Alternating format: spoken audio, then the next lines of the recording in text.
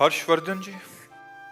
राधे राधे महाराज जी। महाराज जी, यदि जीवन में बुरे कर्म हो जाएं तो क्या भगवान का नाम जप उनका प्रायश्चित है या फिर उन कर्मों को भोगना ही अनिवार्य है महाराज जी? भगवान के नाम जप से तो नष्ट हो ही जाते हैं, लेकिन वर्तमान के बुरे कर्म, जो कर्म प्रारब्ध बन गया है वो नहीं, वो भोगना पड़ेगा। जैसे कि पिछले जन्म के जो भी वो जिनमें से जो प्रारब्ध बन गया है, इस शरीर की रचना के समय जो प्रारब्ध बन गया है उसे भोगना पड़ेगा, उसे नहीं काट सकते। बड़े बड़े संतों को भोगना पड़ता है। अब जैसे हम इतना डट के नाम जप करें कि पहले वर्तमान की गलतियां जो हमारी हुई इस जन्म में वो पवित्र हो जाएं, फिर पूर्व जन्म के कर्मों का जो संचित माने गोदाम जमा है वो भस्म हो जाए और प्रारब्ध को भोग लें, तब हम निष्पाप हो जाएंगे। बहुत बड़ा कार्य है। इसीलिए पूरा जीवन पाप ना करते हुए, धर्म से चलते हुए, एक एक कदम सावधानी से नाम जप करते हुए, तब वो निष्पाप हो जाता है। निष्पाप होना बहुत कठिन है, क्योंकि जब से सृष्टि हुई तब से हमारा हिसाब किताब चल रहा है और आज तक भजन नहीं हुआ। भजन हुआ होता तो हम भगवान को प्राप्त हो गए होते। अब हम भजन शुरू करेंगे तो इतना बड़ा सब पाप नष्ट होगा, तो इसके लिए हमें बहुत भजन चाहिए। हर समय उठते बैठते चलते फिरते राधा राधा राधा राधा नाम जप करते रहें तो सब ठीक हो जाएगा। पर प्रारब्ध भोगना पड़ेगा। प्रारब्ध का मतलब समझ रहे ना? नहीं, मतलब समझ नहीं पा रहा। प्रारब्ध 3 प्रकार के कर्म होते हैं। एक क्रियमाण, क्रियमाण कहते हैं जो इस समय आप कर रहे हैं, वो 2 प्रकार के होते हैं, एक पाप और एक पुण्य। क्रियमाण जो अभी वर्तमान में आप कर रहे हैं इस जन्म में, ठीक है।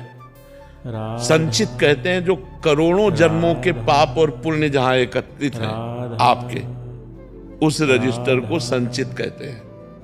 और उस करोड़ों जन्मों के संचित कर्म से जो इस मानव देह के बनने के समय पाप और पुण्य निकाले गए हैं, इस अवस्था में आपकी उन्नति होगी, इस अवस्था में आपकी अवनति होगी।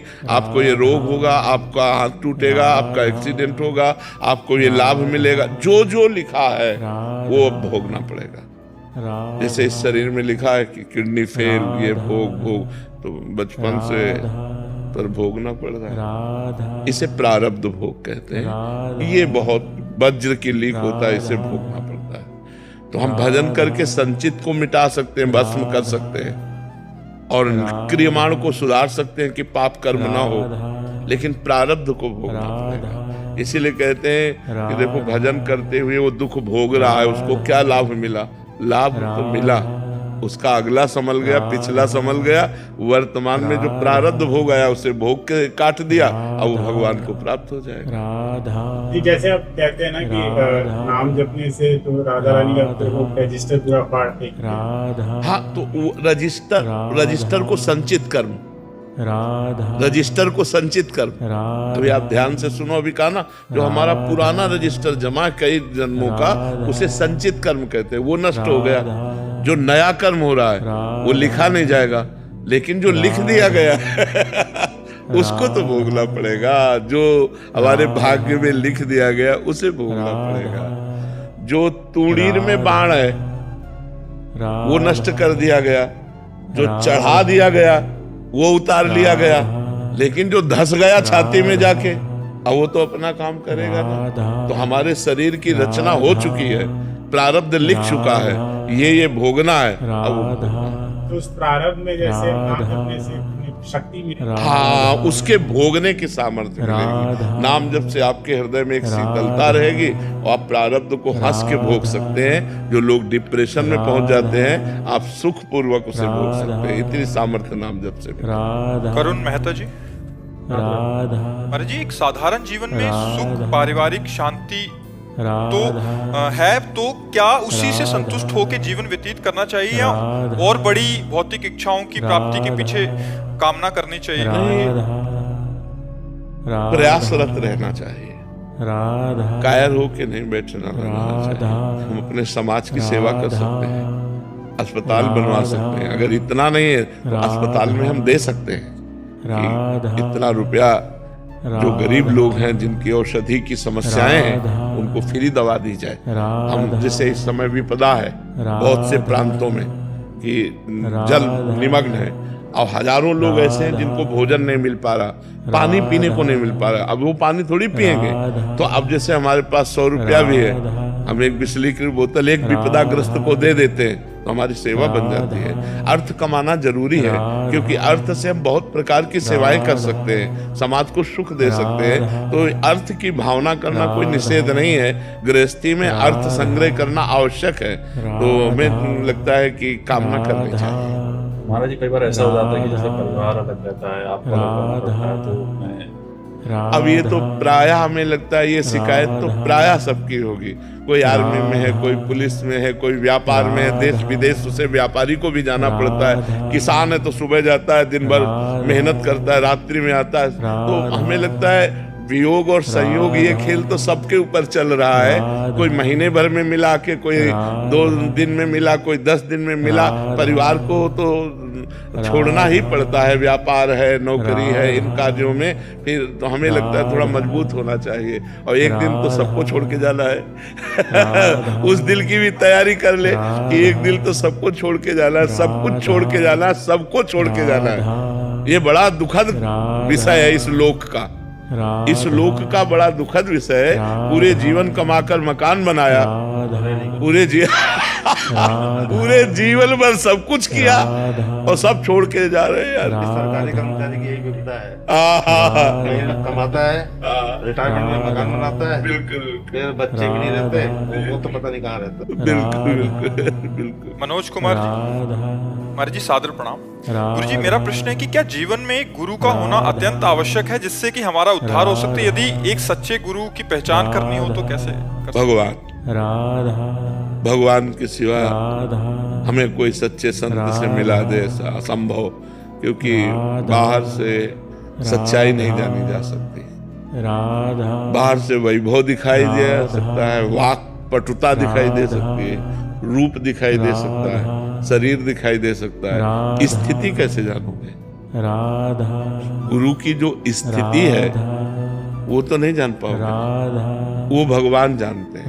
तो हमें लगता है हमें भगवान से प्रार्थना करना चाहिए कि भगवत प्राप्ति के मार्ग में हमको जो आप तक मिला दे, ऐसे संत का संग करा।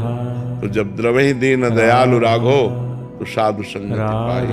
जब भगवान द्रवित होते हैं तो संतों का संग प्राप्त होता है। साधुता और साधु भेष ये दोनों अलग अलग है। साधु वेश धारण करना सहज है, लेकिन साधुता लाना ये बहुत कठिन है।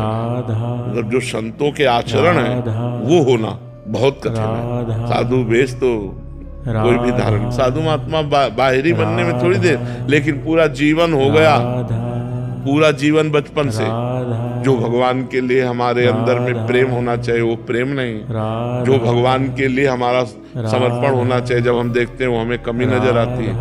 तो अब सोचो बचपन से लेके अभी तक चल रहे हैं और हमें कमी ही नजर आ रही, अपने में कमी नजर आ रही, तो कैसे? साधु का जीवन केवल भगवान ही जानते हैं।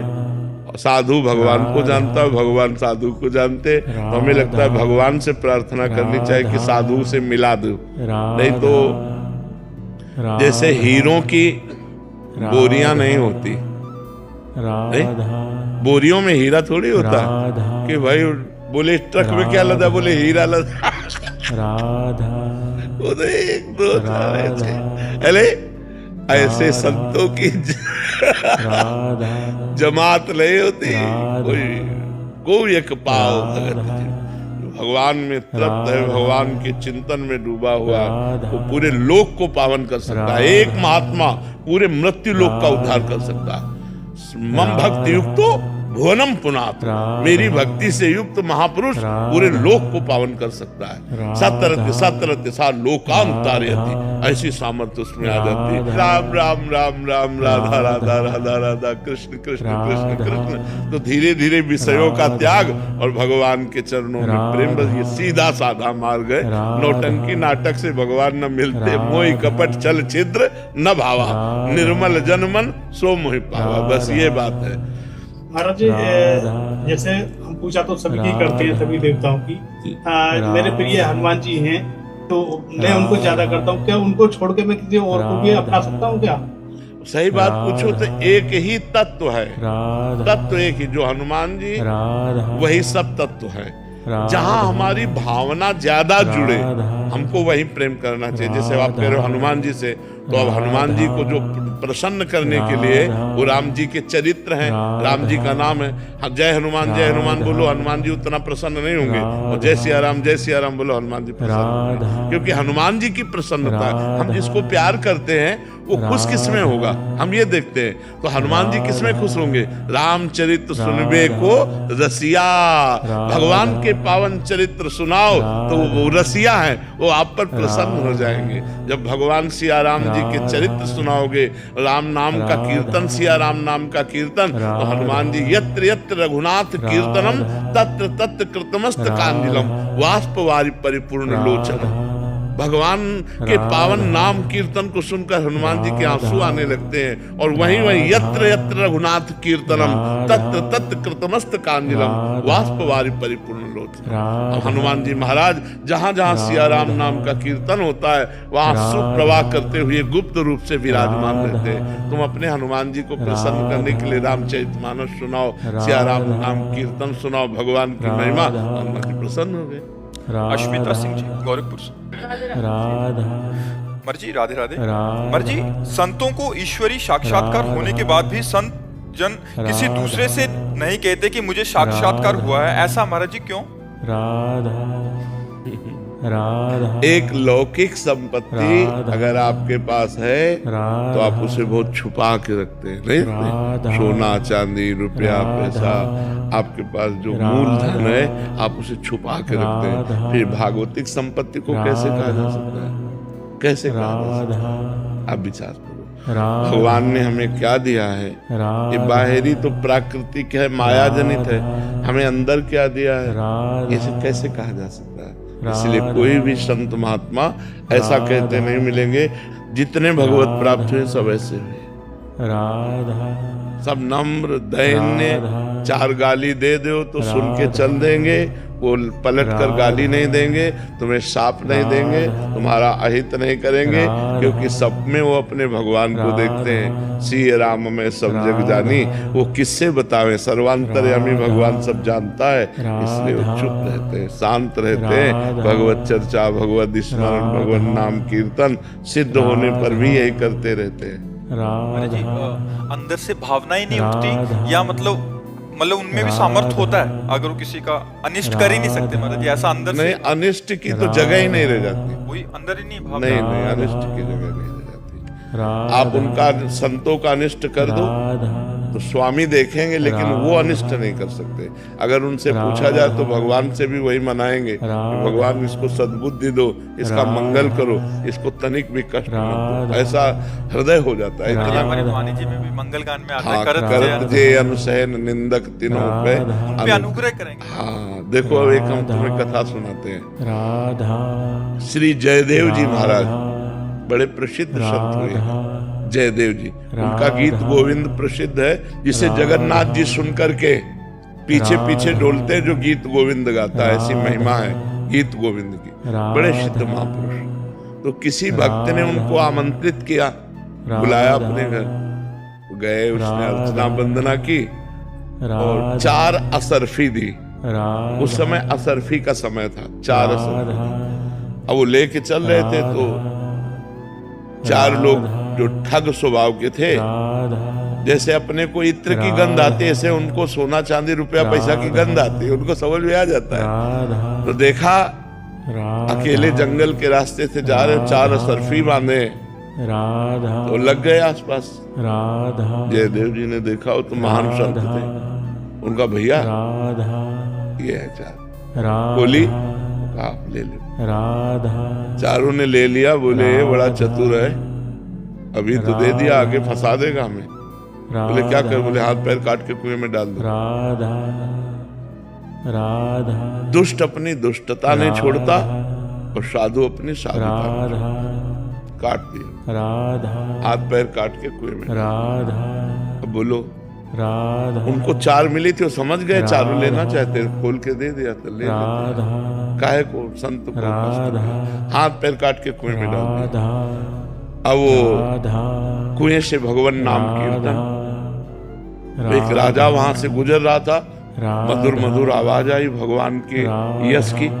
उनका कहाँ से आ रही? बोले कुएं से। कुएं में देखा तो जयदेव जी, उन्होंने निकलवाया, औषधियों का लेप करवाया, अपने महल ले गए, चरण सेवा उनकी की और पूछा भगवान मुझे भगवान की प्राप्ति कैसे होगी? ये पूछा कि किसने आप किए? तो कभी नहीं, कुछ नहीं बोले। तो उनका मुझे भगवान की प्राप्ति कैसे हो? तो उनका संत सेवा, अगर संतों की सेवा हो तो भगवान की प्राप्ति सहज हो जाए। तो राजा ही थे संतों की सेवा। जब सुना कि लोगों ने कि संतों के लिए खुला खजाना है, खाओ पियो जितना रुपया चाहो ले लो, सोना चांदी जो, तो जो संत होते थे वो तो केवल भोजन किए चले गए। तो वो चारों ठगों को सुनने को मिला कि यार एक राजा है, वो संत वेशधारियों को खूब माल चलाता है और खजाना खोल देता है, जितना ले जाओ। तो 4 संत वेश रखने में कितने मिनट लगते? मुंडन करवाओ, तिलक छाप लगाओ, हो गए संत, हो गए। तो अब जब गए तो जहां से संत गुजरते थे वहां दर्शन के लिए जयदेव जी को हाथ पैर कटे देखा, ये तो वही है जिसके हाथ पैर काट के कुएं में डाल दिए गए थे, पर हमें पहचान नहीं पाया लगता है। पर अंदर डर आ गया कि अगर पहचान लिया और कहा इन्होंने ही हाथ पैर काटे थे तो फांसी की सजा अभी हमें दे दी जाएगी। पर जयदेव जी ने ऐसा कि मानो पहचाना, तो वो निकल गए, राजा को बुलाया और कहा ये जो 4 संत गए हैं ये हमारे बहुत प्रिय हैं।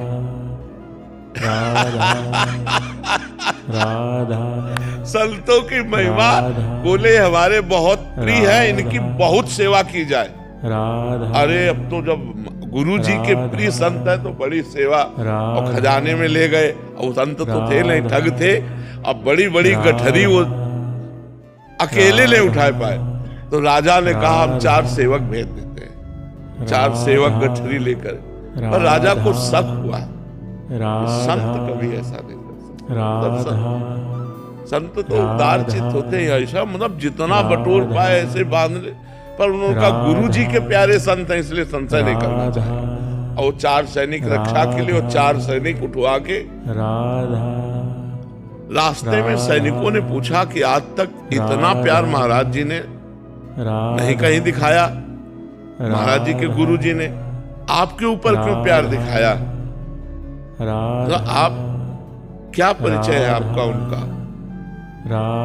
तो उन्होंने कहा हमारे कारण केवल हाथ पैर काट के छोड़ दिए गए थे, नहीं तो मार डाले जाते, इसलिए हमको बहुत प्यार करते। जो ही ऐसे कहा सोई धरती फटी और चारों समा गए। उसी इतना पाप बढ़ गया ना, तुरंत धरती फटी और चारों नष्ट हो गए। और जब जयदेव जी ने सुना कि चारों धरती में समा गए तो वो बहुत कष्टप्रद होकर ऐसे बोले हे भगवान ये क्या? तो उनके हाथ पैर आ गए, क्योंकि महापापी। पर हम ये संत की साधुता देखे, वो महापुरुष एक भी शब्द ने, अपने लोग देख ले बोले यही है, लेकिन वो ऐसा नहीं बोले, उनकी विशेष सेवा कर ली। तो संतों की महिमा तो बहुत विचित्र है। जो असली संत हैं, जो भगवान के प्रेमी जन हैं, वो जो उनके प्रति दुष्टता करे वो उसके प्रति भी साधुता करते हैं। उनका हृदय ऐसा हो जाता है वो किसी का अमंगल नहीं कर सकते। फिर अपने हृदय में जो अनुभव होता है भगवान की कृपा से, तो अहंकार रहित होते, इसलिए वो कह नहीं पाते कि हमको ये अनुभव हुआ, हम, क्योंकि ये कहना अहंकार से आता है और अहंकार होता है नहीं, इसलिए धैर्य रहते, सबसे दीनता का व्यवहार करते, मांग के खा लिया, फुटपाथ में पड़े और विश्वात्मा भगवान उनके अधीन है, भगवान उनके अधीन, ऐसे संत।